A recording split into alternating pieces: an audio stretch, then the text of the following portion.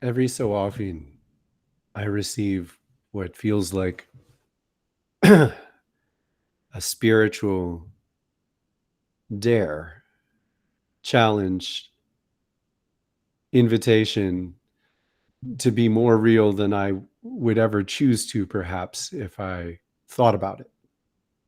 And that just happened during the meditation. I have,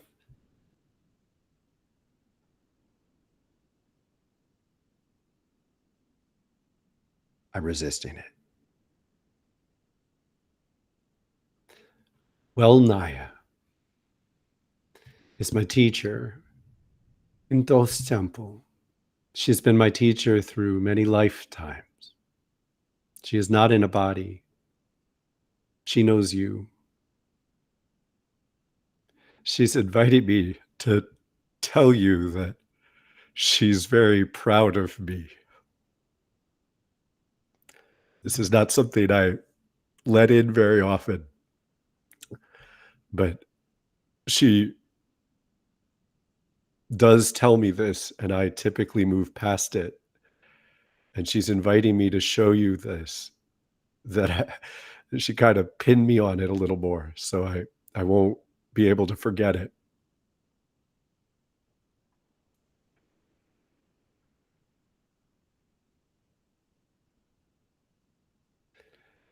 She gave me the lesson for today, and it came through more clearly than any that I've received so far. And I've never been more excited to share because it crystallized my intention on a level I did not anticipate.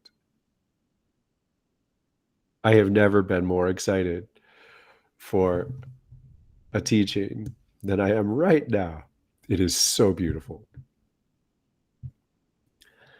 We are invited to conceptualize our spiritual evolution as three phases.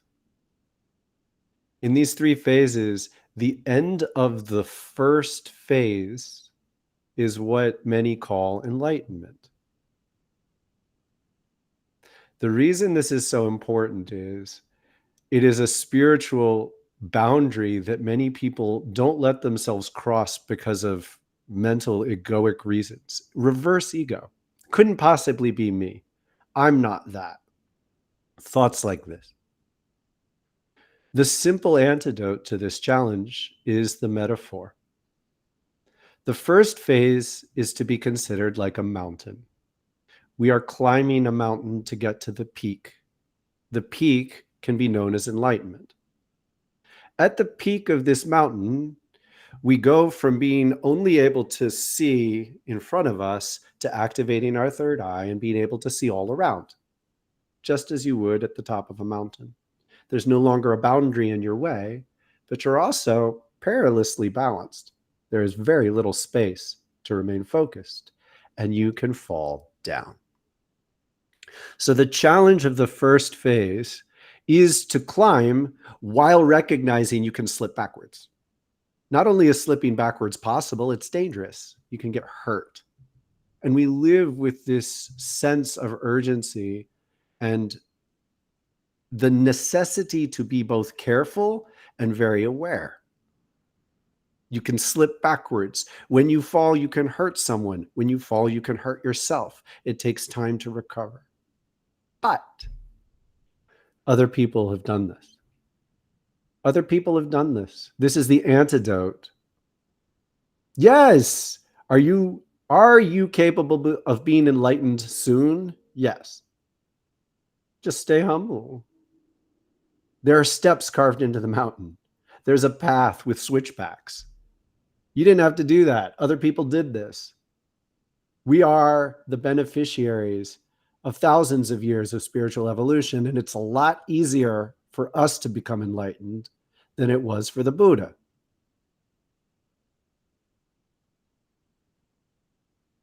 Next phase. This is so frightening. The metaphor of the mountain is to get to the peak. At the peak, we get a peek. At the peak, we get a peek into our potential, just a little glimpse. At this point is the dark night of the soul. Yes, indeed, everyone going through a Kundalini awakening is becoming enlightened. It's always been true. It's always been true. Same challenge as the saints and sages of old. And at this point, we confront the dark night of the soul, and we just have a peek into the potential light that guides us through the darkness. And it is often far away. So at this stage of the challenge, it's appropriate to recognize that we now shift our relationship to the dimension. We're no longer climbing a mountain. Now we turn sideways. We turn sideways, and it would be most appropriate to consider endurance and the potential to get lost. When you're climbing a mountain, up is pretty clear. You might want to go more to the left or more to the right, but getting up is obvious. When you're swimming across a river in a storm, very different story. The challenge of the dark night is to keep your focus on just a peak of light. And we only get that peak at the top of the mountain after a ton of work. But now all our skills have to be reframed. All our skills have to be transitioned. And it's more appropriate to realize this is a test of endurance and focus. Don't go the wrong way. Don't get lost. Don't get misguided. Don't get betrayed by your senses. And you can't rest when you're in the middle of a storm with darkness all around. You got to keep going. This is, in many ways, where you will find yourself. And in order to orient properly, you have to realize you've already touched enlightenment. You have already touched enlightenment. And you know it. But your ego will drag you out of it back to the mountain, in part because it's so frightening to get lost in the storm. And you won't be able to remain oriented unless you fully accept this is the challenge. We are becoming like Christ. He told us we were trying to do this. He told us that all this ye shall do and more. And you could feel that that was a true quote. So to stay with an acceptance that, yes, indeed, this is where we are. This is what the challenge is. You got to stay present to the new breadth of challenge. And as you start to cross the raging river in the dark night in a storm, we reorient yet again. Now the metaphor is interesting. The metaphor is almost as if you were on the peak of a mountain, and above you, you see like stalactites and stalagmites. You see something hanging down from above. It's like you're back on the peak of the mountain, but some part of you knows how to grab this from above and hold on and lift. And as you lift, you become acquainted with a whole nother range of dimension. And this is where you start to get direct, consistent verbal guidance from spiritual beings, such as Welnaya, who is our teacher. At this point, there is a simple challenge. You become so big that in a certain way, you can recognize yourself at the top of the mountain and holding this connection to another dimensional space. And here is the simple and utterly transformational test. Can you trust them more than humanity? It's simple. It's clear. It's terrifyingly difficult. And it is crucial for a very, very direct reason. The modality, and make no mistake, this is a modality of energy healing that has been given to us and will continue to unfold. We are at the bud stage of wildflower fire. This flower has yet to fully open, and the many petals that will be revealed through many of us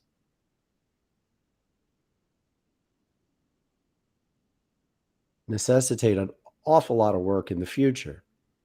And there is no way for these petals to unfold without many of us directly following the guidance from our spiritual teachers. It starts with both. For this to work, you have to be able to sit with one person in a session, talk to them, and be hearing guidance that is more powerful and more present than the person who you're talking to. For this to work, you have to hear the assessment of your inner teacher and take it to heart more fully than anything any other human, including me, Daniel, give you. No other human can come between you and the divine. And this is not abstract. This is direct. You need to be able to ask, well, Naya, what to do when someone is freaking out in front of your face. And you need to trust it more than you could ever have the capacity to get caught up in their echoes. We are becoming so powerful that as soon as we focus on an energy, we become it, like tofu, if we are not deeply rooted. And in this case, we are rooting through what you could understand as above. You have climbed the mountain, you have crossed the river in the storm, you've grasped the other side only to find your orientation like this, as if you're hanging from the ceiling. You can't let go. You cannot let go. If you let go because you think you need to rest, you're going to drop a long way and you're going to have to redo all that work. Oh, and by the way, this has been happening already, right? Do you recognize it? Now, here's the challenge. Reorient. It's a funny, fun, and incredibly difficult challenge. Reorient. So, in order to let go of identifying with the compliments, in order to let go of identifying with the resentment, in order to let go of identifying with anything that the humans around you believe, you have to completely surrender to this new dimensional space. And to do that, we practice inversions. We turn ourselves upside down a lot. It's why I'm obsessed with handstands. You could do this in the shoulder stand. You could do this in down dog. We practice inverting ourselves so we gain the experience of recognizing how gravity shifts our mind. And then we bring in the strength, and you can't stop. And in this case, we're entering an extra exponential challenge. Because not only can you not let go, you have to keep learning. You can't just learn the next challenge physically. You have to keep learning. It is the act of learning that keeps you in tune with this guidance. And the metaphor that we access through the yogic challenges is more than powerful. It enables it. For a while, for a couple months, I've been working on handstand push-ups. I have not been making enough progress. I got frustrated the other day and I tuned in and I got the obvious answer. I am not treating it with enough care and discipline. I should be doing specific exercises that build my strength to do it. Instead, I'm flinging myself into the handstand and trying right away to do the push-up. I'm not good enough to do that consistently, so I don't do it every other day, so I don't get better. So I've been stagnating. So I was invited to show you more as a way of like humbling myself. This is what I have to do every other day, okay? But I can do it. I'm excited. Pike push-ups.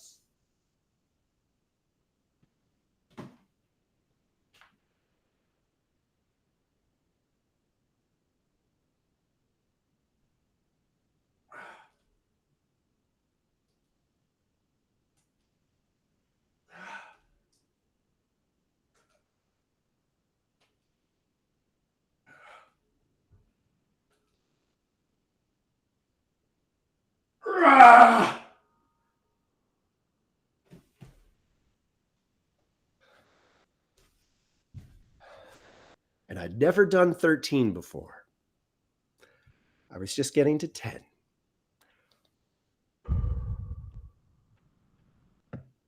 There is an utter exhilaration from living on your edge and to stay. It's terrifying to keep challenging yourself. Some part of us wants to just, okay, this is enough. It's not enough. You don't get to stay unless you keep challenging yourself. And this is what enables us to stay in tune with the guidance that will sit with you while you are the servant and healer to someone who's at the edge of death, to know what to do, to know what to say. And you got to be able to trust your divine guidance more than your fear that you'll mess up.